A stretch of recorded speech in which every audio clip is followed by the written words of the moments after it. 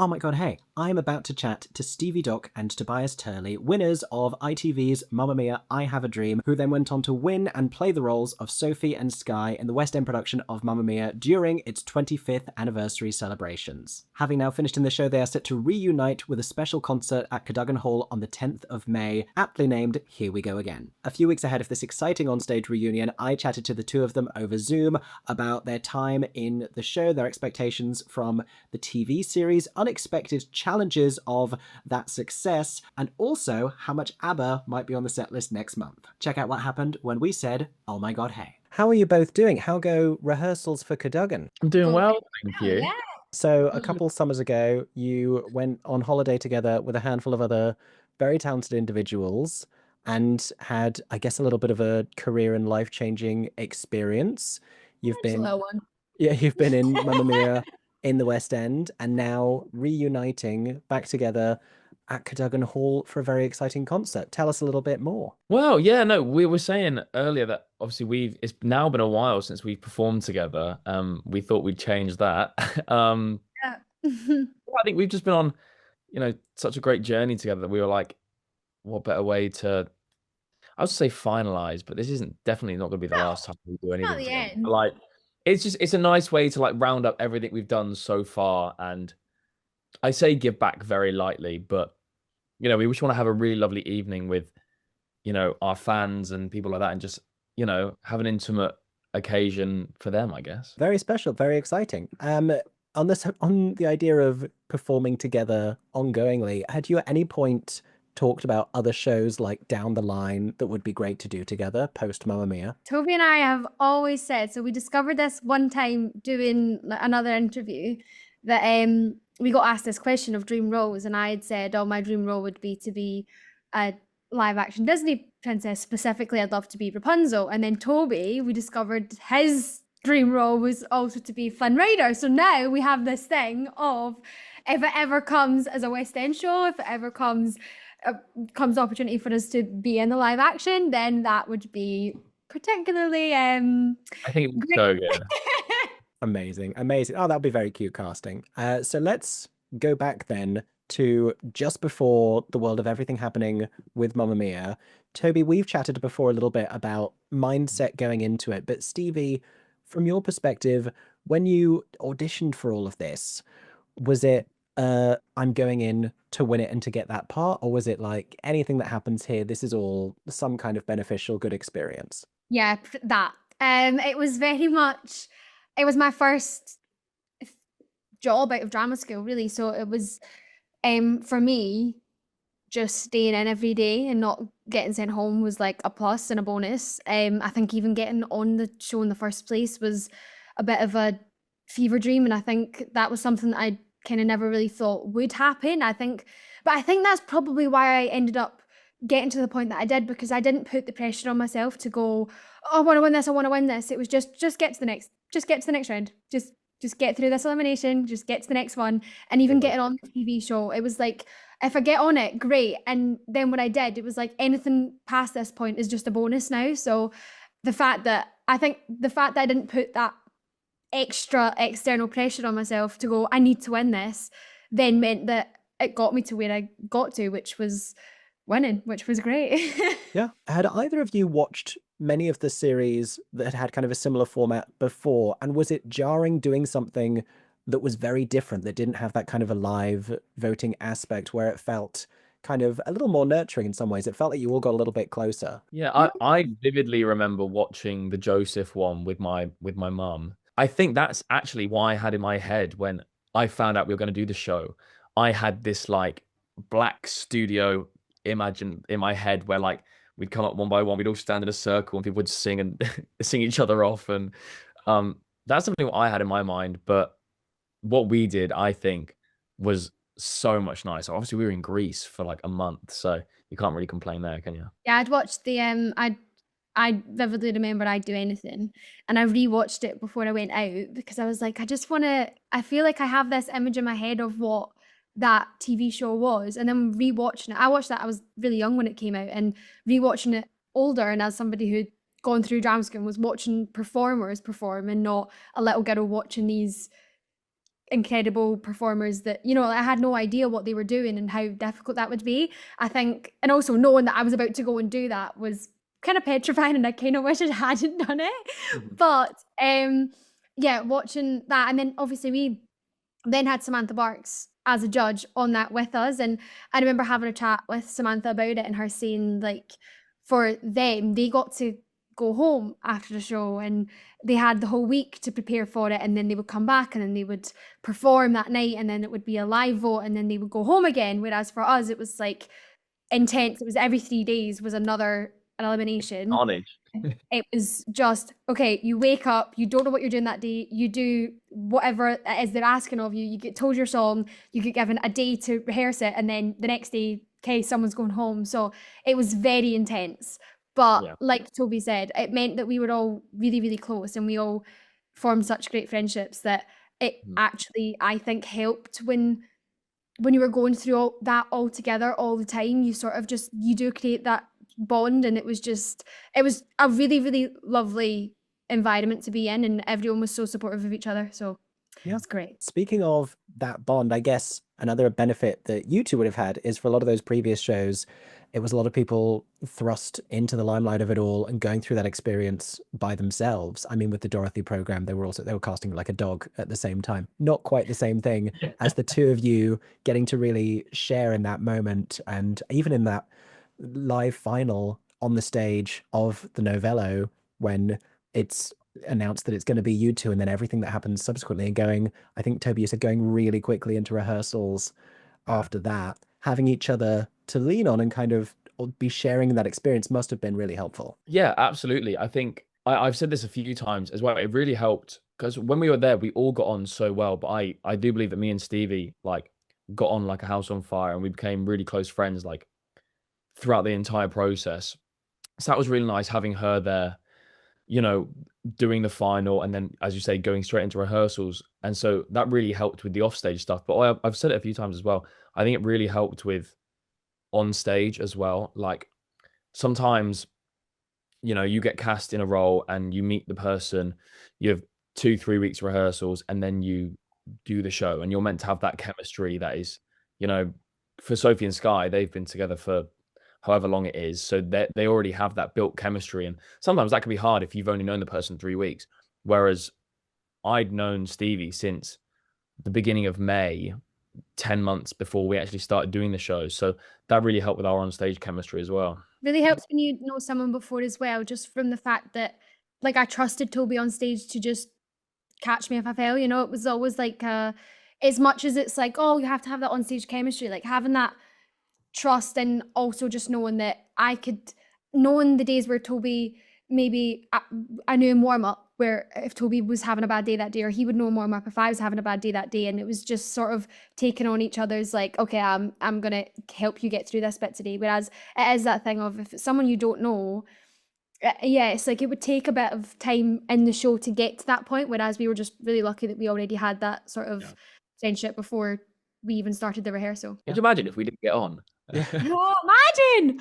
Could have been a complete, we would not be doing this concert, I tell you that. Tension, the sheer tension the entire time. On the subject of catching you if you fall, was Mamma Mia a show where any kind of onstage mishaps happened during the run? Anything of note? Yes. Well, I think weirdly, not necessarily for me and you. But we were on stage when one happened. And it was brilliant. It was quite actually, no, sorry, it did affect us. It really affected us. So, we were in the middle of doing Lay All Your Love, and the Flipper Boys had been having a laugh in the wings and didn't know where they were in the song, and one of them, I think, went, oh, we're supposed to be on, so they started going on, but it was a whole chorus too early. So Toby and I are on stage. I think at this point, are you like, I'm doing the little dog crawl over to you after you release me, and I see the boys come on in my peripheral, and I'm like, you know what? I never see them in this moment. And I went, well, I never knew they come on there, and because they usually hide behind the taverna, and they kind of poke their head out once and then twice, and they come jumping out for the chorus. Yeah. So I see them coming in. I go, oh, I've never seen that. And then Stevie starts singing her chorus, and the boys I don't start singing my chorus. That was the problem. Oh, that was, and the boys jump out and they're going like, "Don't go," and they instantly realize they're in the wrong place, and they do like the little Spider-Man meme where they all look at each other like this and then go running off. Oh, it was incredible. That's right, because you go into it was like shooting a sitting duck or something, and Yeah, you sing and that. I didn't sing. So then there was just silence on stage while I tried to figure out whether I was wrong and I completely was in the wrong place in the song, or if I could honestly, I just had no idea what had just happened. And then until they then came back on and did it again. So for the audience, that must have been hilarious. And the footage is phenomenal. The footage is brilliant. Yeah. Amazing. And you were also, Stevie, when you weren't singing with Toby and playing this relationship on stage, you got to share a lot of amazing scenes with the force of nature that is Maz Murray. Oh, yes. She is an absolute godsend to this industry. She is phenomenal as a human being, as a performer, as everything. I have so much love and respect for Maz, and we got on so well, which was also really, really nice, because it meant that our chemistry on stage, our mother-daughter relationship on stage, it was just so easy, and that could have been really difficult as well. As much as it's hard to play opposite somebody that you're supposed to be in love with that you hate, it could have been really awful if we're trying to play a mother and a daughter, and if we didn't get on. But luckily we did, and Maz was she was so good at helping me as well, being my first job, and she was so good at just guiding me through a lot of things that I probably wouldn't have known otherwise, and letting me know when it's okay to ask for something, or to brush that one away, or like, let's bring this up again, or she was just she was like a mentor. She was like a mum to me in the show. So it was I love Maz. Yeah, It is with Maz as well. Like, she's so like that on stage and in a professional manner, but also like, I remember, she got us presents for like our first show. She brought me presents for my birthday. Like, she's just generally a great person as well, and she's like, I miss her very much. She's great. I heard there's a part of the show where she stands in the same place every night and has like packets of sweets for people as they're coming down the stairs, or Yes! It's the goodbyes. It's the goodbyes. Yes, so there's a bit where we're just about to come on and do, well, for me, it's the wedding. So she comes down, and she'll come down the stairs. She'll give, it's usually the Sophie and the Ali and the Lisa, whoever's on for that. She'll bring down a little sweet in her hat that she puts on her head. She brings down sweets in her hat, and then she gives them down to everyone. If she'll bring down a couple more, so whoever's around at that point. But it's always like us and like the three, and then so like maybe whoever's dressing us that day, or whoever's holding the door or whatever, she'll give them a little sweet. If someone didn't want one that day, then someone in the stage crew would get one, and and then we'd all go on. But she would always have like secret ones hidden, so that then when she went on stage, she then would pass one to Toby, or she would pass one to like the dads, or it was just always her little thing. And it was every single night. There was never a night where she missed it, ever. There was never a time where Maz came downstairs and went, "Oh, sorry, I don't have a sweet." It was every night that she was on. Well, there was a few times she forgot mine, and we'd like, she'd come over to me and we'd do this, and then she'd place it in my hand, and then we'd hug, and I'd put it in my pocket. And then some nights she'd walk over to me and she'd go, I'll go, "Don't give me a hug. I don't want a hug." Are you at that point as well? Are you like saving yourself, thinking like, I'm not going to have like a dessert type thing in the dinner break because Maz Murray's going to give me sweets on stage later, and then there's always room for both. There's always room for your answer.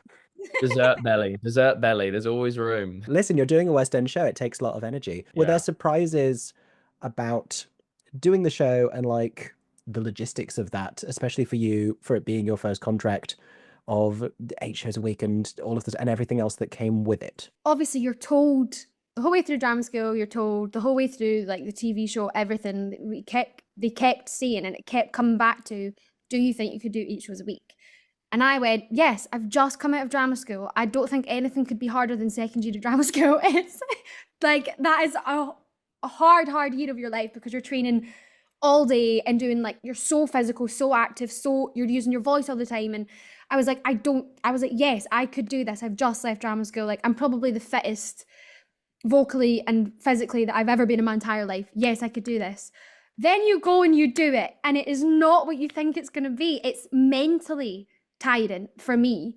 is what I didn't realize. It's being switched on for 2.5 hours, knowing that people are watching you. Being Sophie as well, you're barely off the stage, and every time you're on the stage, people are going to be looking at you. It's not like you can kind of hide at any point. You're doing a lot of the, especially in Act 1, you're doing a lot of the storytelling. You're doing a lot of directing people on what they need to know that you can't switch off. And for me, yes, vocally it's tiring. I sung a lot in the show. Yes, physically it's tiring. There's a lot of dance in the show as well. There's a lot of running around on the stage as well. But it was more the mental, oh my gosh, how am I going to do this today, was so much harder than I expected it to be. And I went so full out at the start with, I was like, I'm going to get a PT. I want to stay fit. I want to make sure that I'm eating healthy every day. I want to go and do singing lessons every day and make sure that I keep up all of these things. And I burned out so quickly. And what I really should have done was go, let me just take a month to get used to doing the 8 shows a week. Then I can start adding in all of the other extra bits that I want to help me keep up, you know, my technique and my craft and all of those things. But yeah, it was mentally so much more tiring than I ever expected it to be. I think the thing is as well, that I had that when I left drama school and did my first show, seems like forever ago now, 2021, like, it is so different, and there's something that you can prepare all as much as you want at drama school, but there's something so fundamentally different to actually doing 8 shows a week. And it's not even something you can teach, it's just something you have to learn as you go. But there was something also vastly different about the process of the shows for Mamma Mia. There was so much buzz around Mamma Mia at that time because of the TV show and us joining, that it wasn't that we were just doing 8 shows a week. We were doing 8 shows a week. Me and Stevie were getting thrown everywhere to do interviews. We were doing This Morning, and they're all amazing things. And I look back on them so fondly, but that is also so hard. Like, I found it really difficult, you know, sleeping well, getting up early to do interviews, or whatever we were doing. Like, we were very busy for the first 5 months. So to do all that on top as well, and it be your first job, is even more incredible. Yeah, but you also kept being busy. You've been doing all sorts of things during Mamma Mia and since, and you're like, what if I also had a podcast that I was launching at the same time and making all sorts of appearances and singing at the Royal Albert Hall and yeah, just throwing that in alongside. It's so much work, Mickey. It's so much work. The podcast is so much more work than I thought it'd be. Oh my. Oh, preach. Listen, I absolutely love it. I absolutely love it. And I do love putting in the time, but God, it's a lot of work. But yeah, you're right. It's also like, you know, creating a profile outside of this Mamma Mia world. Like, obviously, that is a massive part of who I am as a performer now. And I absolutely love it. But I also have to make sure that there's the other Tobias Turley, which is, you know, I have this and I have this, and I've got like, it's like building a brand, I guess, or just building my profile as a performer. Got to keep yourself busy, I guess. Yeah. Is that something that you both felt a sense of pressure to do? I mean, you'd had this opportunity and this experience. You'd just been on TV and you'd had that endorsement of so many people voting for the two of you and believing in your talent and getting to know you through the series. Was it then a case of, were you able to just prioritize the show, or was that voice at the same time saying like, I have to keep up this momentum of this moment? Personally, I don't think it was pressure. I think I saw it as, I've had this really amazing experience, which has risen my profile in our industry, and I'd be silly not to capitalize on what's happening right now, you know? So although it was a lot of work and I was tired, it was the best thing to do going forward, you know, and it was the best time to do so.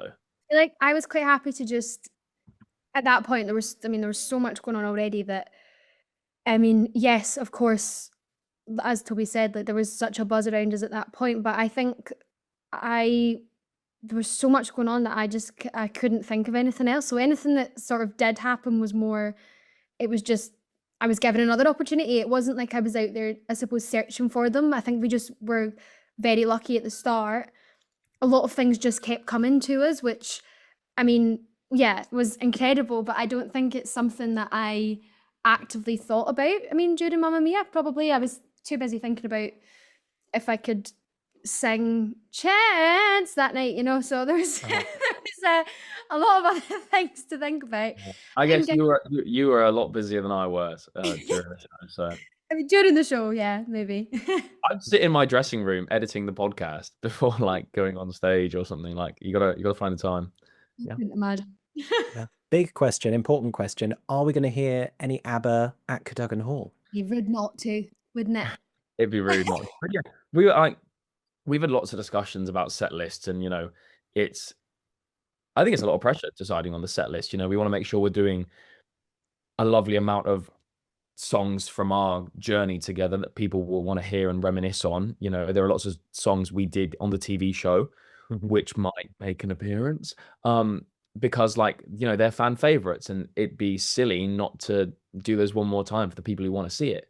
But it's also like doing those ones that people want to see and singing stuff that we want to sing and it is impressive to hear. And so it's about juggling 6 different elements of, 1, making a good show, 2, songs people want to hear, songs that are impressive for us to sing as dream roles or whatever. So there's a lot of decisions to make, but yeah, there's definitely some ABBA in there. And you have some very exciting guests in my good friend Jacob Fowler and the very talented Esme, who was of course with you on Mamma Mia, I Have a Dream. Kind of exciting very exciting that almost everyone from the series has gone on to, I think everyone's worked professionally now within a couple of years of it in one form or another. Desmonda's in the West End doing Hadestown, and Stephanie's doing Pretty Woman in Zurich, I think. Everyone's done so well, and it's so lovely to see.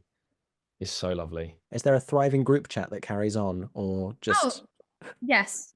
Whenever we're, I mean, any birthday event, any, just did anyone want to go for a catch up, gets put in the chat quite often. I mean, Toby sees the boys quite a lot. I see the girls. I was a bit upset actually. I gutted. The girls all had a catch up recently, and I think I was away for some reason. But yeah, I hadn't. So I feel like I've not seen them in a little while now. But I keep up with Maddie still. See Maddie quite often. I mean, we lived together after the TV show, so she's still one that I text quite regularly. And then yeah, of course, Esme's joining us. So I mean, we're still very much a there's always a message on a Friday or a Saturday night to the boys. Pints? ? And Maisie's now in Mamma Mia at the Novello. Yes, she is. I know that was. I was so happy for her when that happened, because she's got such a beautiful voice, and she's a beautiful person, and I just think that show is so perfect for her that I'm just really glad that she got the chance to do it. Yeah. Can't wait to hear more from the very exciting concert coming up at Cadogan. Remind us when people need to go and see you there. It's on the 10th of May. At 7:30 p.m. You go. 10th of May, 7:30, Cadogan Hall. Amazing. I'm sure it's going to be very special. Thank you for taking the time to let us all know about it. Thank you for having us. Thank you. Thank you so much for checking out this interview. Thank you to Stevie and Toby for taking the time to let us all know a little bit more about their upcoming concert at Cadogan Hall. You can catch them both in Here We Go Again on Thursday, the 10th of May at 7:30 p.m. They will be joined by Esme Bodler and Jacob Fowler, and it promises to be a very exciting evening full of thrilling musical theatre talent. As always, let me know who you would like me to interview next in the comments. Thank you so much for watching, and I hope everyone is staying safe and that you have a stagey day. For 10 more seconds, I'm MickeyJoTheatre. Oh my god, hey. Thanks for watching, have a stagey day. Subscribe!